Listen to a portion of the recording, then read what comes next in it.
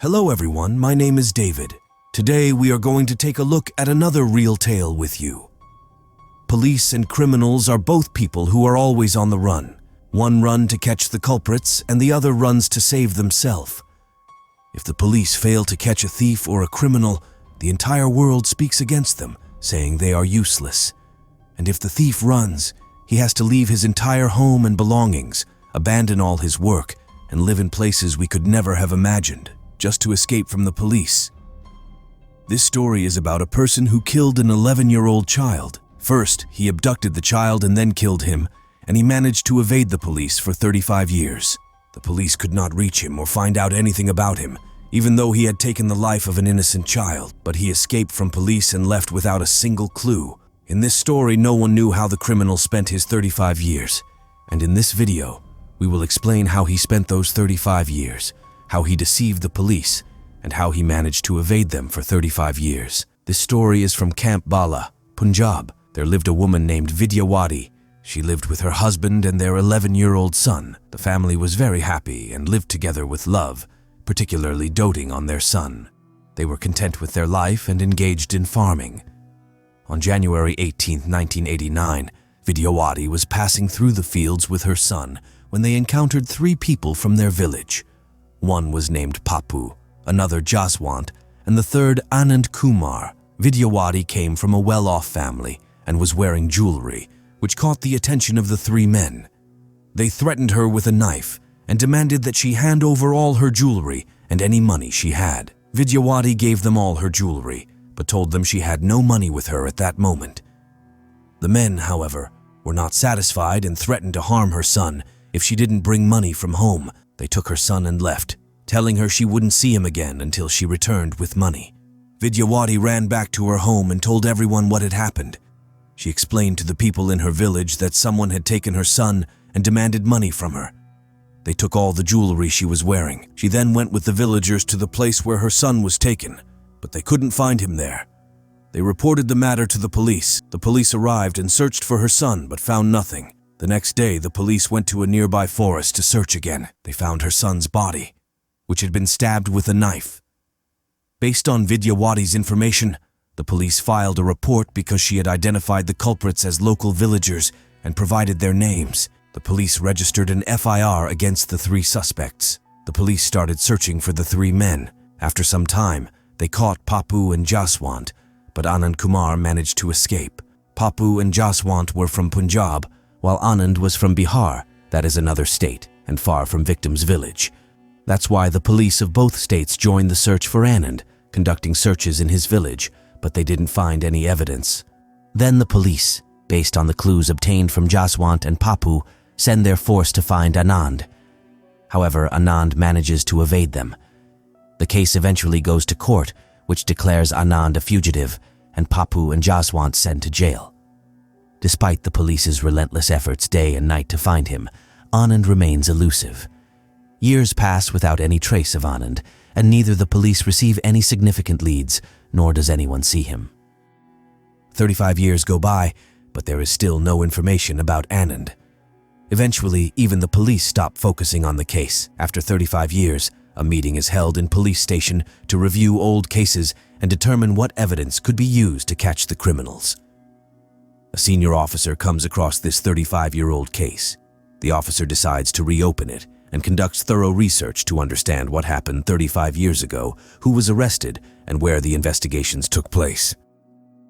The people who were caught have already served their sentences and been released, but one person remains, who was Anand Kumar. Then the police reopened the case, and many people had forgotten some details of the case. All sources were reviewed again, and the investigation was reopened. Meanwhile, the police learned that a sadhu had come to Anand Kumar's village and stayed there for a few days before leaving. And guys, the meaning of sadhu is a holy man who just pray and worship of God. In simple words, he is a monk.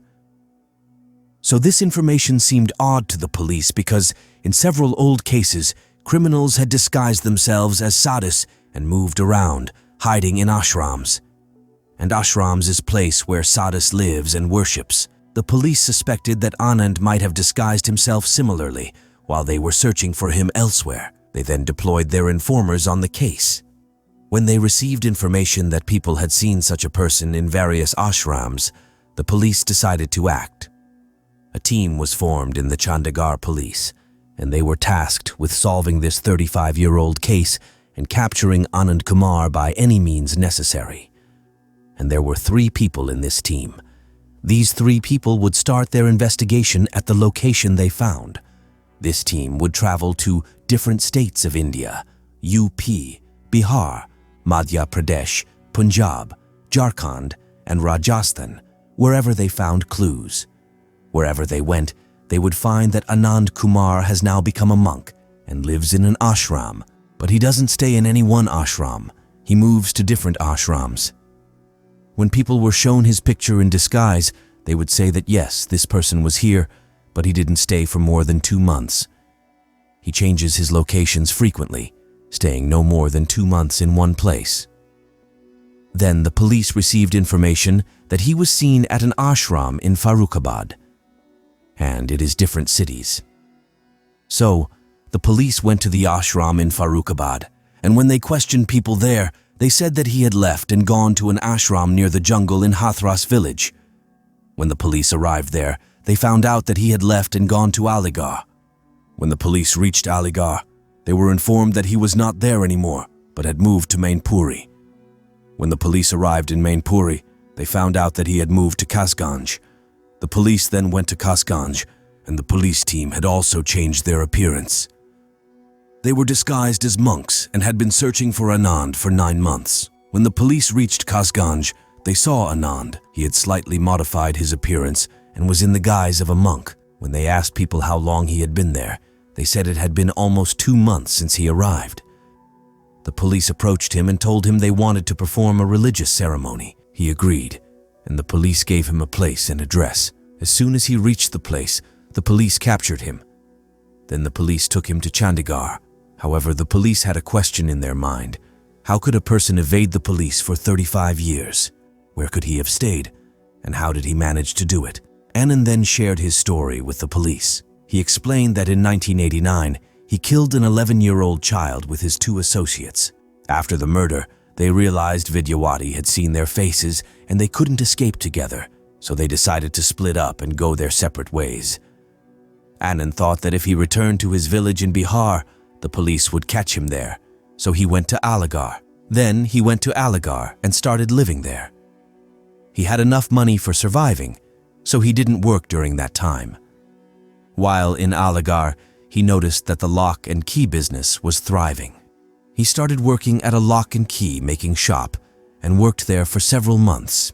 However, he thought to himself that if he continued working there, the police might catch him since they were looking for him. So he left and went to Sonipat. After some time, he left Sonipat and went to Panipat. There, he noticed that there was a lot of trade in vegetables. He chose to work in a place that was very crowded because it would be difficult for anyone to recognize him in the crowd. He started working in the vegetable market in Panipat. After working there for several months, he left Panipat and went to various other places in Uttar Pradesh, constantly moving from one city to another. Eventually, he reached Jharkhand. He used to work there too, but one day when his eyes fell on the saints, he thought that if he stayed with them and became like them, the police could not reach him. Then he started living with them, and he also changed his appearance into saint. Then he lived in an ashram in Jharkhand. He started living in different ashrams like this, living in ashrams in Uttar Pradesh, Madhya Pradesh, but he had one thing in mind, that it had been so long since he had met his family, so he had to meet his family. Then he went back home to saw them, where he met them. This one mistake put him in the hands of the police after 35 years. He spent so many years hiding from the police, wanting to meet his family. He never talked to them about the 34 to 35 years of his life.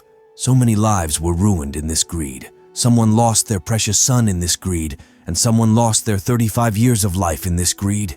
And now he will spend his remaining life in jail. The police have also put in all their efforts to catch the criminal, and after so much hard work, they finally managed to put him behind bars. No matter how much he tried to escape, he was eventually caught by the police. That's why it is said that one should never do such things that make us run, because no matter how much we run, there comes a time when we have to answer for our actions. So, This was today's story. Thank you for joining us on this journey today. We hope you enjoyed the content and found it valuable.